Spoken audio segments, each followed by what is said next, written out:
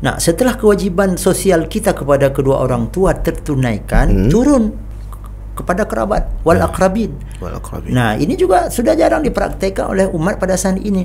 Dia sumbang ke yatim, dia sumbang ke fakir miskin, dia sumbang ke masjid, tapi kakaknya terlantar, adiknya terlantar, adiknya kelaparan. Ini juga sudah melanggar daripada sosial yang sudah Allah atur. Dan ini tidak berarti bantuan kita kepada yatim, bantuan kita kepada orang yang tadi rumahnya terbakar tapi orang tua dia abaikan, atau adik kakaknya dia abaikan sebagai kerabat karibnya. Nah, ini juga rusak hubungan sosialnya. Setelah itu baru wal yatama. Coba lihat, peduli kepada anak yatim itu urutan ketiga. Pertama ayah ibu, setelah ayah ibu kakak adik kerabat dekat, setelah itu baru yatim. Masih ada lebih, baru wal masakin. Setelah anak yatim masih ada lebih, baru kepada orang-orang miskin.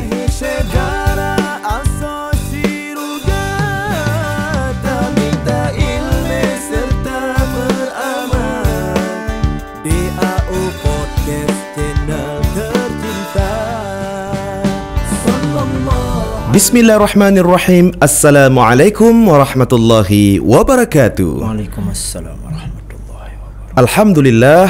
Allahumma salli ala sayyidina Muhammad wa ala alihi wa sahbihi ajma'in. Rabbi syrah li sadri wa yassir li amri wahlul 'uqdatam min lisani yafqahu qawli. Subhanaka la ilma lana illa ma 'allamtana innaka antal alimul hakim. Sahabat DAO Podcast channel yang tercinta, alhamdulillah pada kesempatan kali ini telah hadir sosok narasumber bersama kita di sini tentunya. Beliau merupakan Abi Dr. Tengku Sirajuddin Saman MA. Beliau alumni S1 STAI Tengku di Runding Melaboh dan kemudian S2 di IAIN Araniri dan S3 UIN Araniri. Dan untuk pendidikan dayah, beliau alumni Dayah Raudatul Jinan dan Dayah Babus Sa'adah Gurah dan Dayah Serambi Mekah Melaboh dan Berkah Darussalam Labuan Haji dan di Dayah Asasun Najah At-Telungi. Dan beliau merupakan pimpinan Dayah Khamsatu Anwar.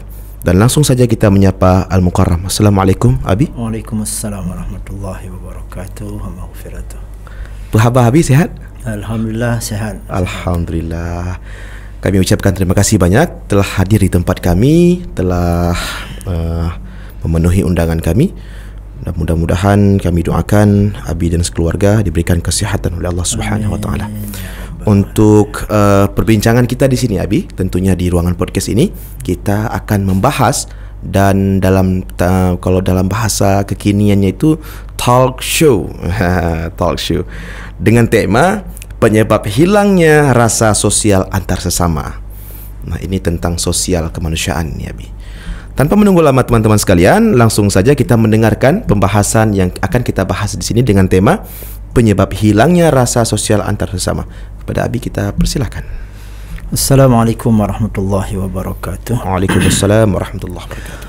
Alhamdulillahi wahdah. Allahumma salli ala sayyidina wa habibina wa maulana Muhammad ibn Abdullah wa alihi wa ashabihi wa man tabi'ahu ila yaumil qiyamah. Sosial merupakan salah satu ajaran Islam. Salah satu yang sangat Allah perintahkan dan sangat Rasulullah anjurkan agar kita dapat hidup sosial dengan sesama kita. Dan tak mungkin manusia ini bisa hidup sendiri. Katakan misalnya orang-orang kaya tak akan bisa makan kalau tak ada petani. Dan orang kaya mungkin tak akan bisa sampai kemana-mana tanpa ada sopir. Orang kaya tak akan bisa menggunakan pakaian yang bersih tanpa ada orang yang bekerja di rumahnya. Kalau istilah sekarang, asisten rumah tangga. Asisten rumah tangga, babysitter. Jadi dengan ada asisten, ada tukang masak, ada tukang kebun dan lain sebagainya. Maka Islam sangat mementingkan interaksi sosial dalam semua lini antara sesama kita manusia. Tapi ada hubungan sosial yang lebih Allah utamakan. A'udzubillahi minasyaitonirrajim. Bismillahirrahmanirrahim. Yas'alunaka madza yunfiqun. Mereka bertanya kepadamu Muhammad, kalau mereka punya harta, kepada siapa mereka harus nafkahkan mereka itu? Harus nafkahkan harta mereka. Qul ma anfaqtum min khairin fal walidaini wal aqrabina wal yatama wal masakin, dan seterusnya. Jawab Muhammad, berikan jawaban kepada mereka, kalau mereka punya harta lebih, maka pertama mereka nafkahi adalah ayah dan ibu mereka. Dan ini mungkin sudah mulai ditinggalkan oleh sebahagian umat pada saat ini. Boleh saya istilahkan ibarat kacang lupa kepada kulitnya. Misalnya seorang anak laki-laki dari kecil disekolahkan oleh ayah dan ibunya. Ketika di TK si anak tak mau sekolah, ibu tinggalkan sawah, ibu tinggalkan cuciannya, ibu tinggalkan kios kecilnya mungkin demi menemani anaknya agar bersedia masuk ke sekolah. Selesai TK masukkan ke atasnya, bisa SD, bisa MIN. Selesai itu ke atasnya lagi SMP, MSen, SMA, MAN, perguruan tinggi dan sebagainya. Ada sebahagian lulus perguruan tinggi dapat S1, ada peluang ikut tes CPNS, ikut. Jadi begitu begitu lulus mulai program cari jodoh. Nah, mungkin dia bilang ke ayah ibunya, Mak, ini saya sudah sampai masanya berkeluarga, saya sudah matang, sudah punya kerja, sudah punya gaji. Izinkan Mak, izinkan ayah saya berkeluarga. Diizinkan. Hari itu dia berkeluarga, hari itu dia abaikan ayah dan ibunya, dia tinggalkan ayah dan ibunya. Semua perhatiannya dia curahkan untuk istrinya dengan alasan istri itu adalah tanggung jawabnya. Nah, ini sudah rusak hubungan sosial yang sangat utama. Karena itu perintah Allah. Yang wajib pertama diperhatikan adalah ayah dan ibu. Seharusnya dari setiap bulan dari gaji yang kita dapatkan itu ada sebahagiannya untuk ayah dan ibu kita. Tapi kalau itu dimakan untuk kita saja, dimakan untuk kita oleh istri kita, udah punya anak, orang tua terabaikan, apalagi kalau seperti yang pernah saya lihat, ini kisah nyata. Ketika saya di Selami Mekah dulu, kalau saya tidak salah sekitar tahun 2006. Oh, enggak, 96 maksud saya. Jadi ada hujan rintik-rintik, saya mau ke Melabuh, berhenti di sebuah pos jaga. Ketika saya di situ, tiba-tiba datang seorang kakek yang sudah lumayan tua. Kalau taksiran saya sekitar 70 atau mungkin 68, begitulah, mendekati 70. Dengan sepeda yang rodanya yang di sebahagian tempat rodanya itu sudah diikat dengan karet. Ini kalau ibarat ini bulatan roda, ini ada di lilit karet di sini, sehingga ketika jalan begini-begini. Dan tempat dayungnya itu di sebelah kanan, kalau saya nggak salah itu tinggal besinya, itu ujungnya sudah runcing. Di belakangnya ada beberapa ikat kacang panjang. Ya, beliau singgah juga di tempat saya. Cerita-cerita, saya agak kenal dengan beliau, tapi tak tahu di mana rumah beliau. Saya cerita anak beliau punya berapa anak, beliau jawab ada 5 anak. Kelima-limanya pegawai negeri. Allah. Saya tidak tanya pegawai negeri itu apakah di kantor atau sebagai guru. Lalu saya tanya, kalau bapak punya 5 anak, kelima-limanya pegawai negeri, sudah bergaji, kenapa bapak masih kerja? Saya tanya sebelumnya, ini kacang panjang dari mana? Saya beli, sebagiannya dari kebun, bawa kemana mau saya jual. Itu yang membuat hati saya pilu, hati saya luka sekali, sedih sekali melihat beliau sudah tua, sudah keriput kulitnya, dan badannya sudah kurus sekali. Allah. Jadi ketika saya tanya, kalau memang bapak punya anak kelima-limanya pegawai negeri, kenapa bapak masih kerja? Sambil menunduk dengan perasaan sedih, dengan perasaan saya tidak tahu perasaan beliau seperti apa. Anak saya punya tanggung jawab, anak saya sudah berkeluarga, anak saya punya istri, anak saya punya anak. Jadi seperti itu. Nah, jadi anak yang seperti ini jangan pernah bermimpi mendapat rahmat Allah. Tak akan. Ridallah fi ridal walidain wa sakhatuhu fi sakhatihima. Allah akan ridha dan sayang kepada seorang hamba bila ayah dan ibu si hamba itu cinta dan sayang kepadanya, dan Allah akan murka bila ayah dan ibunya itu murka kepadanya. Nah, setelah kewajiban sosial kita kepada kedua orang tua tertunaikan, turun kepada kerabat wal akrabin. Nah, ini juga sudah jarang dipraktekkan oleh umat pada saat ini. Dia sumbang ke yatim, dia sumbang ke fakir miskin, dia sumbang ke masjid, tapi kakaknya terlantar. Allah. Adiknya terlantar, adiknya kelaparan. Dia tergabung di grup. Maaf, ini saya cerita kalau ada, ini cerita ecek-ecek saja. Buka HP dari grup A. Terjadi musibah, rumah saudara kita bapak Fulan terbakar, galang donasi, dibuka dari Fulan sekian, lalu tulis dia nama dia si B 500.000. Itu bukan ngutang, langsung kasih. Itu untuk teman sahabat yang tergabung di grup. Saya bukan cerita ini tidak boleh. Nah, lalu seminggu kemudian ditelepon sama adiknya dari kampung, Bang, ini kami lagi musibah. Kan abang tahu kami cari uang pakai becak. Jadi kebetulan ban becak meledak, pelak-pelaknya pun sudah rusak. Jadi bang, tolong bang utangkan 300,000. Nanti kalau suami saya sudah punya uang saya bayar. Aduh mohon maaf abang lagi susah juga. Nah, minggu yang lalu untuk temannya yang bukan kerabatnya 500,000 cash. Lunas, bukan utang. Tapi giliran adik minta ngutang 250,000 untuk mendongkrak atau untuk memperlancar ekonominya, sudah tak kasih. Ini juga sudah melanggar daripada sosial yang sudah Allah atur. Dan ini tidak berarti bantuan kita kepada yatim, bantuan kita kepada orang yang tadi rumahnya terbakar, tapi orang tua dia abaikan atau adik kakaknya dia abaikan sebagai kerabat karibnya. Nah, ini juga rusak hubungan sosialnya. Iya, betul. Setelah itu baru wal yatama. Coba lihat, peduli kepada anak yatim itu urutan ketiga. Pertama ayah ibu, setelah ayah ibu kakak adik kerabat dekat, setelah itu baru yatim. Masih ada lebih, baru setelah wal yatama wal masakin. Setelah anak yatim masih ada lebih, baru kepada orang-orang miskin. Nah, kemudian konsep Islam itu jelas. Misalnya hidup bertetangga, belum dianggap beriman seorang kamu sampai dia mencintai tetangganya seperti dia mencintai dirinya. Tapi cinta dalam tanda kutip, cinta saling bantu, cinta saling peduli. Nah, dan salah satu kehebatan Islam di masa Rasulullah sallallahu alaihi wasallam, di masa para sahabat, di masa para tabi'in, dan juga ulama-ulama pada masa setelah itu, itulah hubungan sosial ini yang kental sekali. Bahkan coba kita lihat, kita baca sejarah Khalifah Umar ibn Khattab. Dan ini mudah-mudahan dipraktekkan kembali oleh khalifah-khalifah di negeri ini dalam setiap lini. Karena kalau kita boleh istilahkan khalifah itu sejak dari presiden, bapak presiden, gubernur, kemudian bupati, wali kota, kemudian camat, kemudian kecil, itu merupakan bahagian daripada kata-kata khalifah. Jadi Khalifah Umar ibn Khattab itu ketika malam itu menyamar, menanggalkan pakaian khalifah beliau, menggunakan pakaian biasa. Pada saat itu tidak ada teknologi, tak ada YouTube, tak ada televisi, sehingga banyak orang yang tidak kenal beliau. Tidak ada media gitu. Ya, tidak ada media. Jadi beliau mendengar suara tangisan beberapa anak di sebuah rumah. Beliau mengintip. Kenapa anak ini menangis? Lalu si anak bertanya, "Ma, sudah belum, Ma?" "Sebentar lagi, Nak." "Tidurlah, Nak, sebentar lagi, tak lama lagi, nanti kalau tidur nanti hilang laparmu." Allah. Ya, rupanya si anak menangis karena lapar, tidur dia. Lalu si ibu datang ke dapur. Khalifah Umar semakin penasaran apa yang dimasak oleh si ibu ini sehingga lama sekali. Sampai ada kesempatan beliau dapat melihat ternyata yang direbus oleh si ibu ini adalah batu.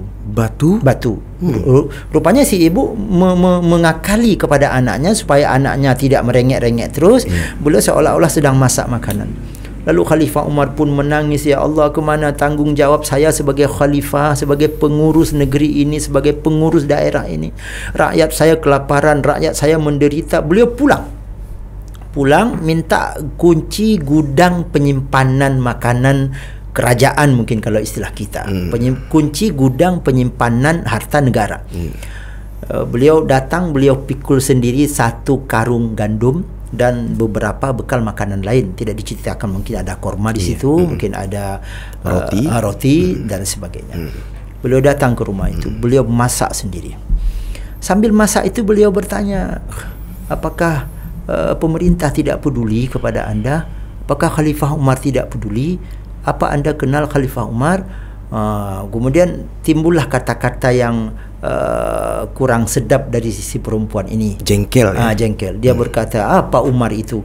Labelnya saja sebagai pemimpin, dia tidak peduli kepada rakyat." Tapi Khalifah Umar senang. Ketika ada orang mengatain beliau, apalagi secara langsung, beliau senang. "Ya Allah, alhamdulillah engkau telah berikan jalan sehingga saya tahu kekurangan saya." Mengkritisi waktu itu ya? Ya.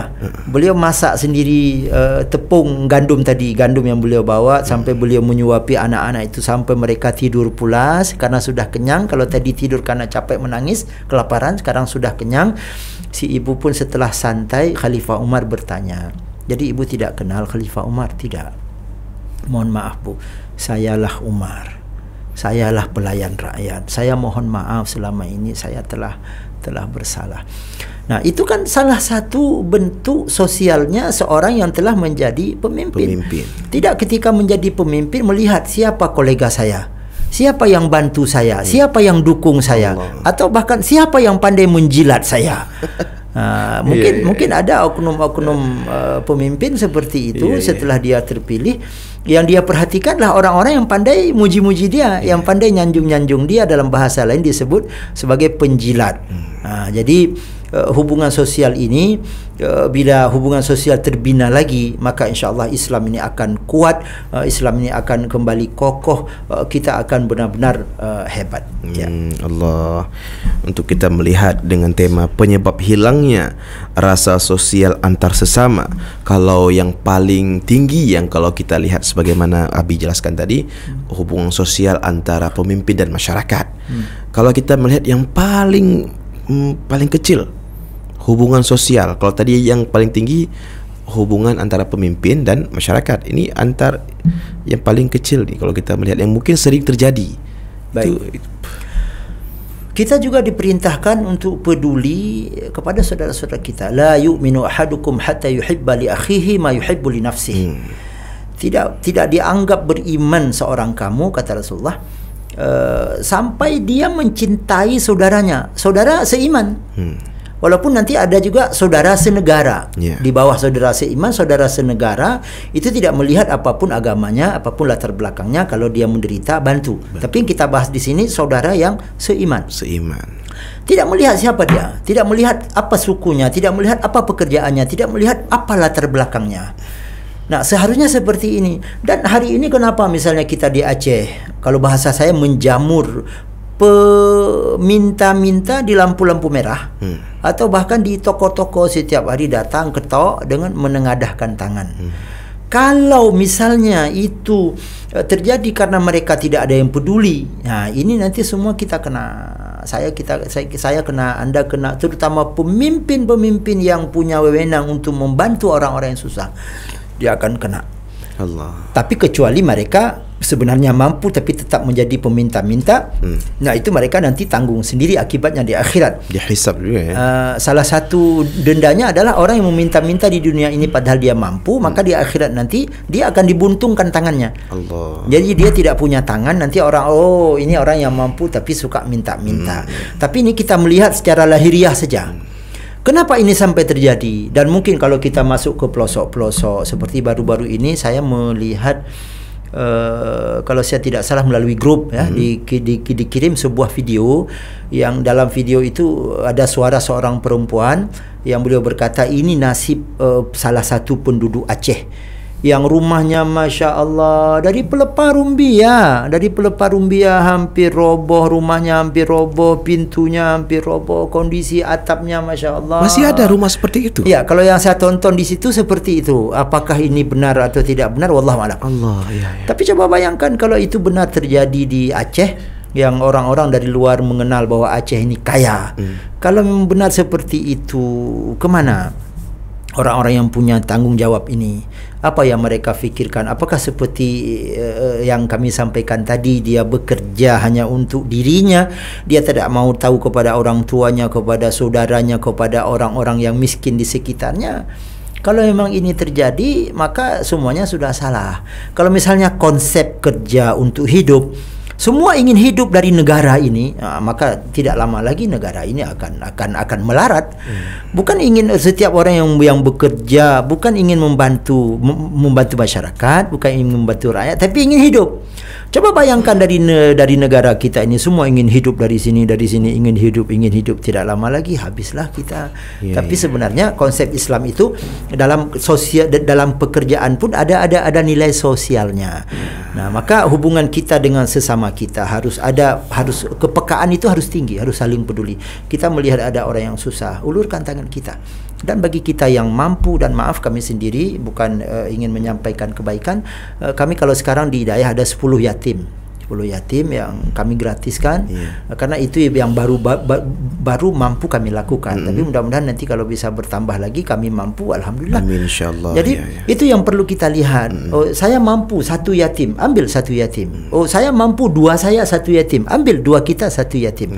Ada orang-orang yang susah di tempat kita. Jangan itu menjadi seolah-olah tanggung jawab pemerintah sepenuhnya. Kan pemerintah ini tidak mungkin juga dengan anggaran yang terbatas, yang sebahagiannya untuk membangun, sebahagiannya untuk ini, untuk itu, tersedotkan semuanya untuk membantu masyarakat yang susah seperti itu, tak mungkin juga. Jadi kita harus ambil bagian. Nah, itu dia, artinya orang-orang yang mungkin dititipkan harta oleh Allah Subhanahu wa taala membuka mata dan kesadarannya untuk melihat di mana orang-orang yang memerlukan bantuan daripada orang yang pemilik harta tersebut. Karena pun kita juga makhluk sosial kan, Abi kan? Ya. Dan ada satu sumpah Rasulullah sallallahu alaihi wasallam, wallahi, demi Allah, tak akan miskin dengan engkau membantu, tak akan miskin dengan engkau bersedekah, tak akan miskin dengan engkau bersedekah. Rasulullah ulang sampai 3 kali. Ini berarti ketika kita mampu lalu kita salurkan kepada orang-orang yang susah, Allah akan tambah keberkahan, Allah akan tambah nikmat, Allah akan tambah rahmat kepada kita. Tapi begitu kita pelit dengan harta itu, kita harus ingat bahwa harta itu tidak akan kita bawa mati. Kalau saya sering menyampaikan begini, saya bertanya misalnya kepada ibu-ibu, Bu, kalau misalnya malam ini bapak meninggal, tapi mudah-mudahan panjang umur saya cerita. Tapi kalau misalnya jam 11 malam bapak meninggal, bapak punya harta yang banyak sekali. Lalu keciknya datang, imamnya datang, sampaikan, Bu, tak mungkin lagi jenazah bapak kita urus malam ini. Kita mandikan, kita kafankan, kita salatkan, kita kuburkan. Jadi jenazah bapak besok kita urus. Pagi jam 7 kita mandikan, terus dan seterusnya sampai dikuburkan. Jadi untuk malam ini, Bu, bapak biar tidur bersama ibu 1 malam lagi di atas spring bed di dalam kamar. Saya tanya, ibu-ibu berani? Enggak. Jawabnya enggak. Saya cerita ke bapak-bapak juga, kalau istri meninggal jam 11 malam lalu minta malam itu tidur bersama bapak di kamar sampai pagi, ketika orang-orang datang mengurus jenazahnya baru bapak keluar. Ada yang bersedia? Tidak. Ternyata begitu hina kita setelah mati. Itu belum lagi cerita ketika jenazah kita sudah siap. Jenazah kita sudah siap, belum ada, setahu saya, belum ada keluarga yang minta jenazah bapak bawa dengan mobil pribadi. Misalnya beliau punya Alphard atau mobil-mobil lain lah yang besar dan mewah-mewah. Ini jenazah bapak kita bawa dengan mobil ini, tidak ada. Itu ambulan dicari. Tak ada ambulan, dengan becak. Kita akan diangkut dengan becak. Jadi begitu hina kita setelah mati.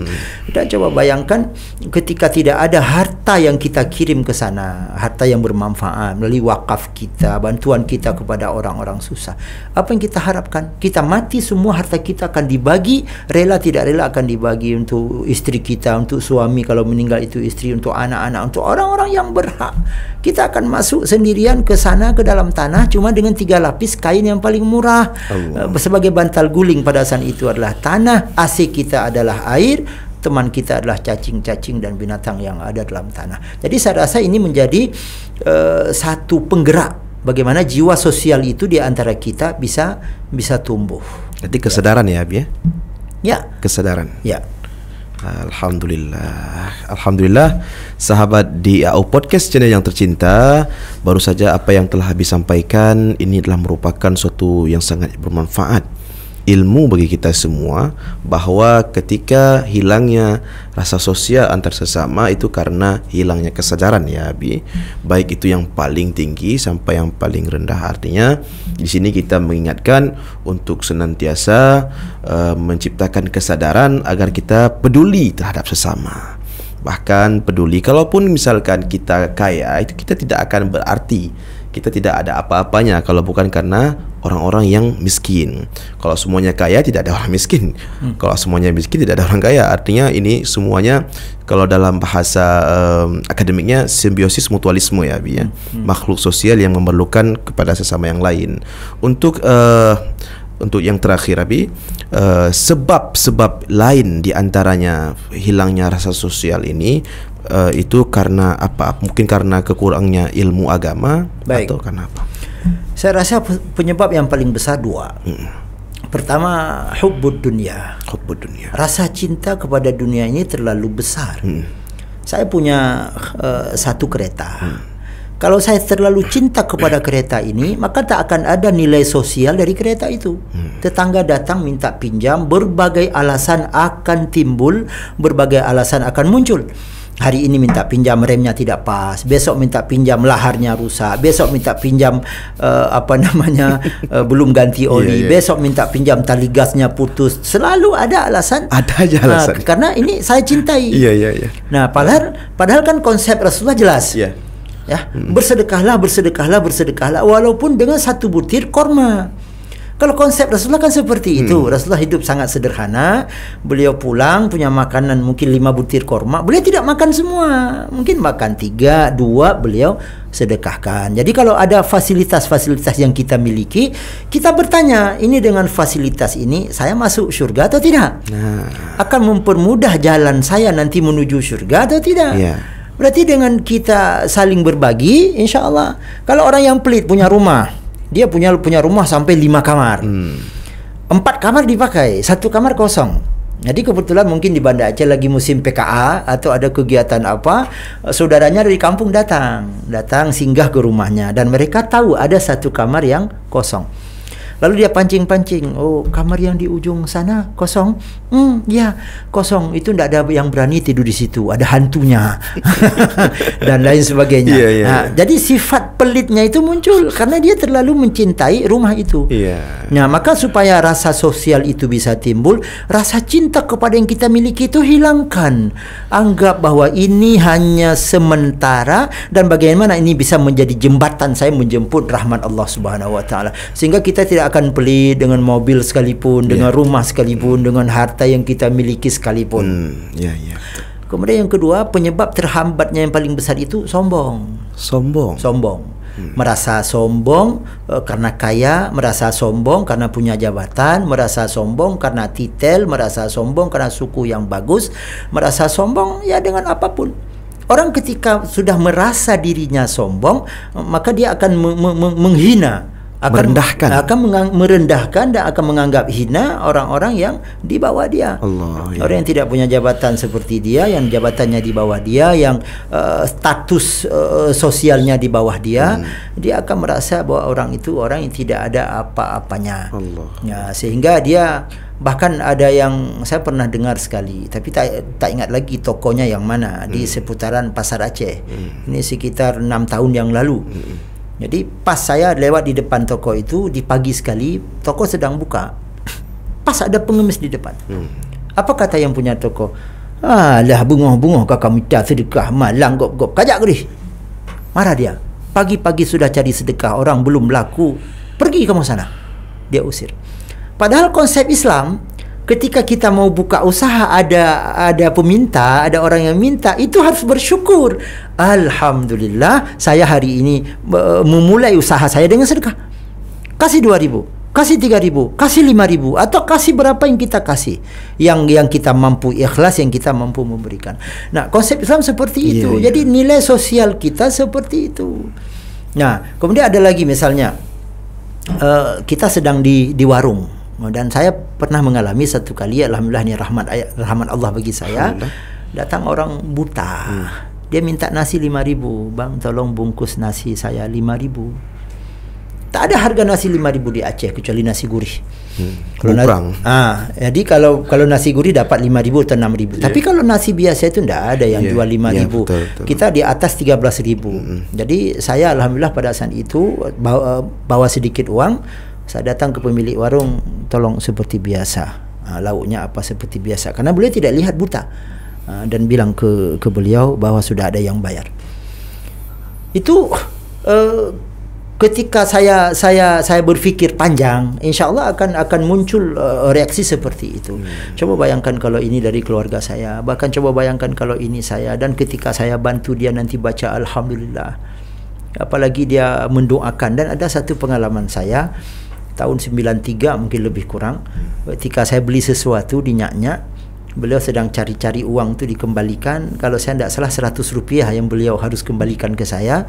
Saya bilang, Nyak, tidak usah lagi, cukup. Itu sekitar tahun 93. Apa kata beliau? Alhamdulillah, ya Allah, anak ini baik sekali. Mudah-mudahan dia jadi lampu, ya Allah. Mudah-mudahan dia, panjang doanya. Yang terakhir yang paling saya ingat, mudah-mudahan dia bisa ke tanah suci, ya Allah.